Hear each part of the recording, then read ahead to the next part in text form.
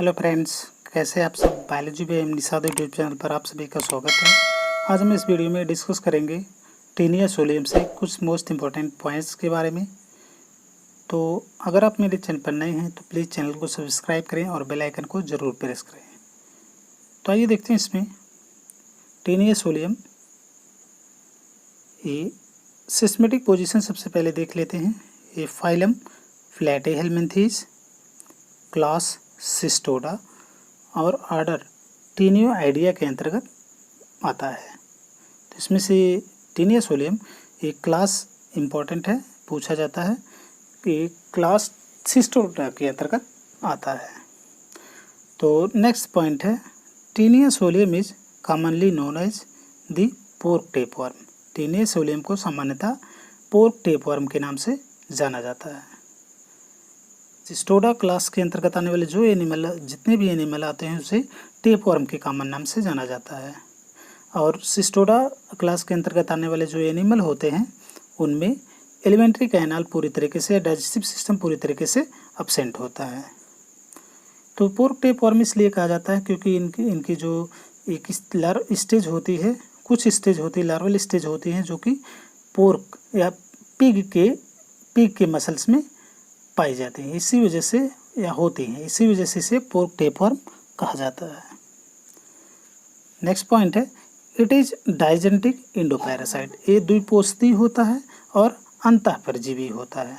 Means that is lives in small intestine of man.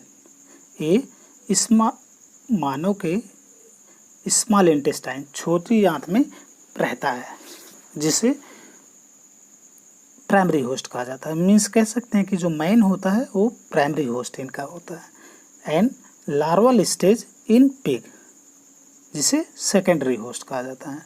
इनमें जो दूसरा पोषक होता है, जो प्राइमरी होस्ट होता है वो मैन होता है, और जो सेकेंडरी होस्ट होता है या इसे इंटरमीडिएट होस्ट भी कहा जाता है, ये पिग होती है, जिसे हम सूअर के नाम से जानते हैं। तो इनमें कुछ लार्वल स्टेज इनमें भी पाई जाती हैं और इसी वजह से इसे पोर्क टेपवर्म के नाम से जाना जाता है।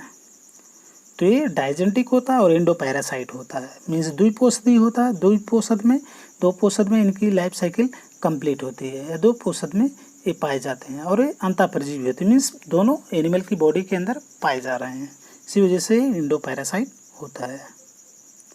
नेक्स्ट पॉइंट है इट इज डॉर्सोवेंट्रली फ्लैटेंड। ये डॉर्सोवेंट्रली फ्लैटेंड होता है। मीन्स चिपटा होता है। हम कह सकते हैं कि डार्सल साइड से, ऊपर से और नीचे की तरफ से ये पूरी तरीके से दबा हुआ होता है, चिपटा होता है, लाइक रिबन की तरह। इनमें स्यूडो मेटामेरिज्म पाई जाती है। ये मोस्ट इम्पॉर्टेंट है, स्यूडो मेटामेरिज्म इनमें पाई जाती है। मीन्स जो इनकी जो बॉडी होती है वो सिगमेंटेड होती है, और ईच सिगमेंट में इनका अपना खुद का अलग अलग रिप्रोडक्टिव सिस्टम होता है, और इसी वजह से एक सेगमेंट का दूसरे सेगमेंट से कोई मतलब नहीं रह जाता है, और इसी तरीके के सेगमेंटेशन को स्यूडो सेगमेंटेशन या स्यूडो मेटामेरिज्म कहा जाता है। नेक्स्ट पॉइंट है two species that infect man.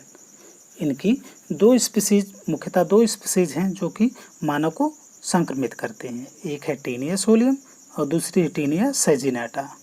Taenia solium जो होती है इनकी जो सेकेंडरी होस्ट होती है या जो ये पाई जाती है पिग में, और इसी वजह से इसे पोर्क टेपवर्म कहा जाता है।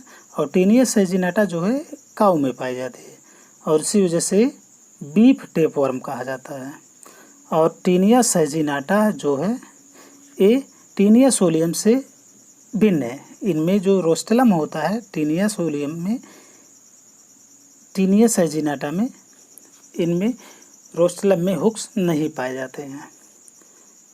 इसी वजह से टीनिया सोलियम से टीनिया सैजिनाटा भिन्न होता है, और इसी वजह से हुक ना पाए जाने की वजह से टीनिया सैजिनाटा को अनआर्म्ड टेपवर्म के नाम से भी जाना जाता है।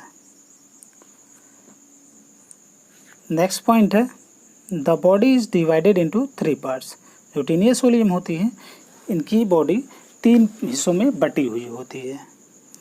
एक होती है हेड, जिसे स्कोलैक्स कहा जाता है, स्कोलैक्स भी कहा जाता है। दूसरी है नेक और तीसरी है स्ट्रोबिला। तो हेड जो है स्कुलेक्स जो होता है उनमें रोस्टलम पाया जाता है। जैसे देखिए स्ट्रक्चर है हेड का, इस रीजन में ऊपर की तरफ, हेड रीजन में ऊपर की तरफ जो होता है ये रोस्टलम पाया जाता है। मीन्स 2 रो पाई जाती हैं हुक की, उसी को रोस्टलम कहा जाता है। और इस पर लगे हुए होते हैं 2 रो में, 2 पंक्तियों में 22 से 32 हुक। तो देखिए इसमें रोस्टलम पाया जाता है और 2 रो ऑफ हुक्स, इनमें 2 लाइन में या 2 पंक्तियों में हुक्स पाए जाते हैं और इन हुक्स की संख्या 22 से 32 होती है। ये भी मोस्ट इम्पॉर्टेंट है। इसमें पूछा जाता है कि मीन्स इसमें हुक्स की संख्या कितनी होती है, तो हुक्स की संख्या इनमें होती है 22 से 32। नेक्स्ट है नेक। नेक को बडिंग जोन, ग्रोथ जोन या एरिया प्रोलिफरेशन जोन भी कहा जाता है, क्योंकि नेक रीजन यही है और इस नेक रीजन से ही सिगमेंटेशन इनका चालू होता है। मीन्स इनकी बॉडी के सिगमेंट का फॉर्मेशन चालू होता है। इसी वजह से इसे बडिंग जोन या ग्रोथ, जनरली हम कह सकते हैं कि यहीं से टीनिया जो है ये ग्रो हो, इनमें वृद्धि होती है। इसी वजह से इसे ग्रोथ जोन या बडिंग जोन या एरिया प्रोलिफरेशन जोन कहा जाता है। और नेक्स्ट जो पार्ट है टीनिया का वो है स्ट्रोबिला। मीन्स इस नेक रीजन से पीछे की जो पूरी पोस्टीरियर रीजन तक जो बॉडी होती है उसे स्ट्रोबिला कहा जाता है। मीन्स यहाँ से हम कह सकते हैं यहाँ से पूरी जो बॉडी है ये स्ट्रोबिला है, पूरी बॉडी इनकी स्ट्रोबिला है। और स्ट्रोबिला है न्यूमरस सेगमेंट, इनमें छोटे छोटे ढेर सारे सेगमेंट पाए जाते हैं। मीन्स लगभग जो सेगमेंट्स की संख्या इनमें टीनिया सोलियम में होती है वो लगभग 800 से 1000 लगभग होती है। इनमें टीनिया सोलियम में सेगमेंट्स जो पाए जाते हैं और इन सेगमेंट्स को प्रोग्लॉटिस कहा जाता है। और हाँ, हमने बताया कि रोस्टलम रीजन में या हेड रीजन में 4 सकर्स पाए जाते हैं। ये भी मोस्ट इम्पोर्टेंट है, 4 सकर्स भी इनमें पाए जाते हैं। नेक्स्ट पॉइंट है it consist of 800 to 1000 proglottis. Means taenia solium में 800 से 1000 प्रोग्लॉटिस पाए जाते हैं। जिनमें सेगमेंट्स पाए जाते हैं उन्हीं को प्रोग्लॉटिस कहा जाता है। तो ये मोस्ट इम्पोर्टेंट, टीनिया में 800 से 1000 तक के प्रोग्लॉटिस लगभग पाए जाते हैं। नेक्स्ट है अकॉर्डिंग टू डेवलपमेंट्स के अनुसार the strobila includes 3 kinds of प्रोग्लॉटिस। तो स्ट्रोबिला में 3 प्रकार के प्रोग्लॉटिस होते हैं। एक है इमेच्योर प्रोग्लॉटिस, दूसरा है मैच्योर प्रोग्लॉटिस और तीसरा है राइप और ग्रेविड प्रोग्लॉटिस। तो इमेच्योर जो प्रोग्लॉटिस होता है वो नेक रीजन से, इनके हेड के नीचे नेक रीजन से जो 200 इंटीरियर प्रोग्लॉटिस होते हैं। मीन्स नेक रीजन से जो नीचे की तरफ 200 सेगमेंट्स होते हैं उन्हीं को इमेच्योर प्रोग्लॉटिस कहा जाता है। और इस इमेच्योर प्रोग्लॉटिस में रिप्रोडक्टिव ऑर्गन्स नहीं पाए जाते हैं, इसी वजह से इन्हें इमेच्योर प्रोग्लॉटिस कहा जाता है। और इन मैच्योर प्रोग्लॉटिस की संख्या लगभग 200 होती है। ये भी मोस्ट इम्पोर्टेंट है। दूसरा है मैच्योर प्रोग्लॉटिस। जो मैच्योर प्रोग्लॉटिस होते हैं उन 200 सेगमेंट्स या इमेच्योर प्रोग्लॉटिस से नीचे के लगभग 450 जो प्रोग्लॉटिस होते हैं उन्हें मैच्योर प्रोग्लॉटिस कहा जाता है। उन 450 या 450 प्रोग्लॉटिस में से 100 से 50 जो प्रोग्लॉटिस होते हैं उनमें सिर्फ मेल रिप्रोडक्टिव ऑर्गन पाए जाते हैं, जबकि लगभग जो 250 प्रोग्लॉटिस पाए जाते हैं उनमें मेल और फीमेल दोनों रिप्रोडक्टिव सिस्टम पाए जाते हैं। और इसी वजह से जो टीनिया है हर्माफ्रोडाइट हो जाता है। और तीसरा है राइप और ग्रेविड प्रोग्लॉटिस। राइप या ग्रेविड प्रोग्लॉटिस जो होता है इन 450 मैच्योर प्रोग्लॉटिस से नीचे के जो पोस्टीरियर रीजन तक, अंत तक, बॉडी तक फैले हुए सेगमेंट्स होते हैं उन्हें ग्रेविड प्रोग्लॉटिस कहा जाता है। इनकी जो लगभग संख्या होती है लास्ट 150 to 350 तक, मीन्स 150 से 350 जो प्रोग्लॉटिस होते हैं बॉडी के लास्ट के उन्हें ग्रेविड प्रोग्लॉटिस कहा जाता है।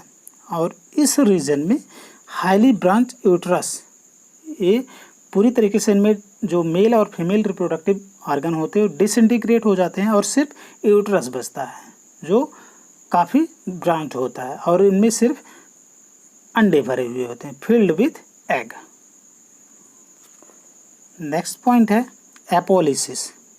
एपोलिसिस डिटैचमेंट ऑफ ग्रेविड प्रोग्लॉटिस। एपोलिसिस एक ऐसी प्रक्रिया है जिसमें जो ग्रेविड प्रोग्लॉटिस, जो बॉडी के लास्ट के जो सेगमेंट्स होते हैं वही डिटैच हो जाते हैं, टूट कर निकलना चालू हो जाते हैं, उसी को एपोलिसिस कहा जाता है। तो apolysis is the detachment of the प्रोग्लॉटिस।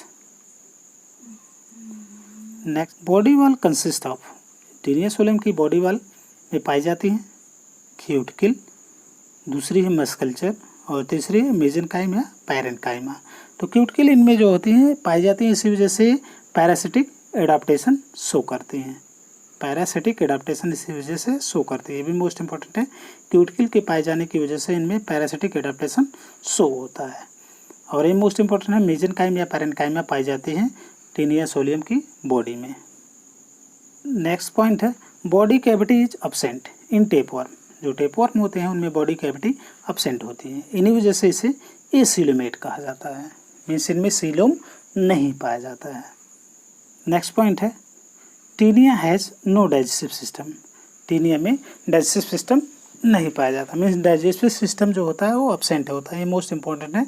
Taenia में डाइजेस्टिव सिस्टम अब्सेंट होता है, या क्लास सिस्टोडा के अंतर्गत आने वाले जो एनिमल होते हैं उनमें डाइजेस्टिव सिस्टम अब्सेंट होता है।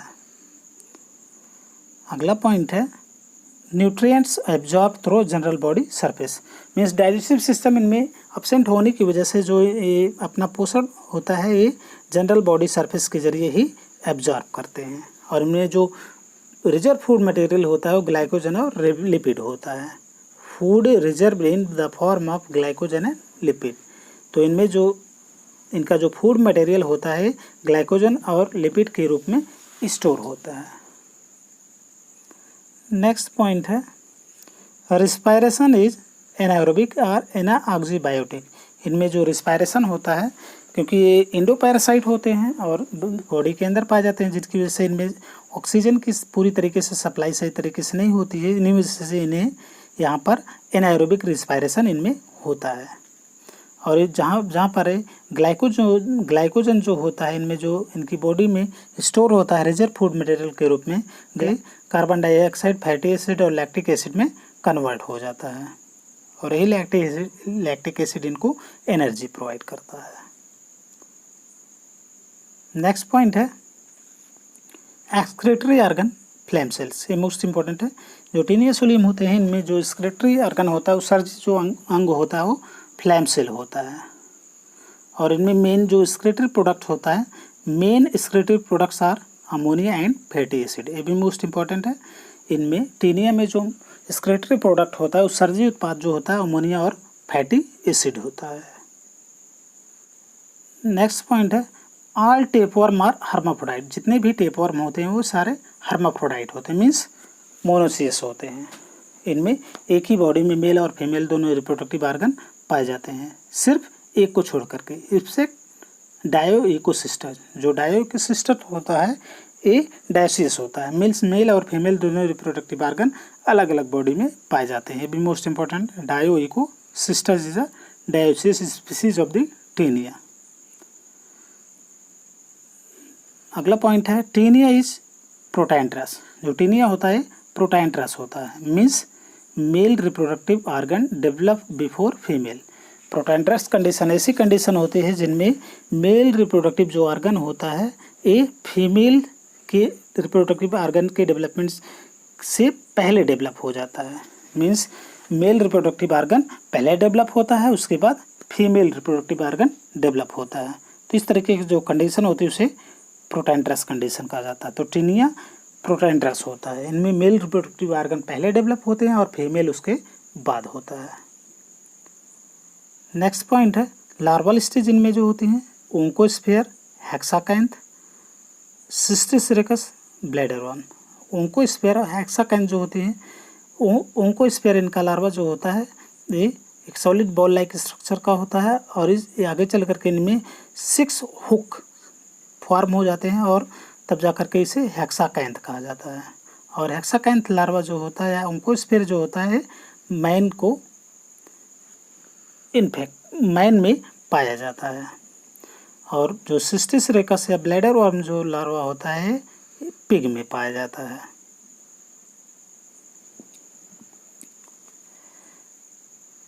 नेक्स्ट पॉइंट है ओंकोस्फेयर या हेक्साकैंथ इन्फेक्टिव स्टेज ऑफ पिग।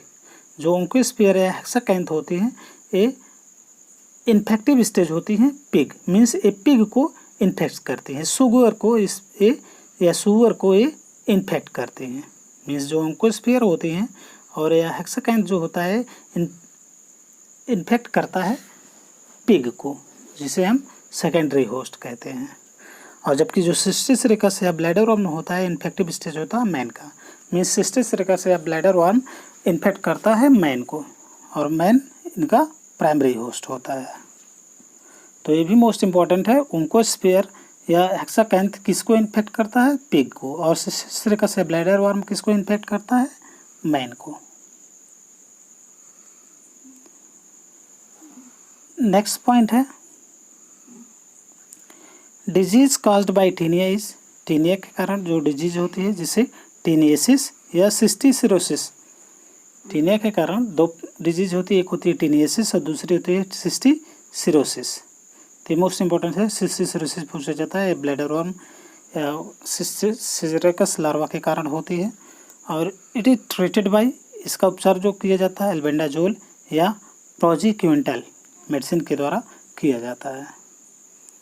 इनमें जो ट्रीटमेंट इनका होता है एल्बेंडाजोल और प्रोजीक्विंटल मेडिसिन के जरिए किया जाता है।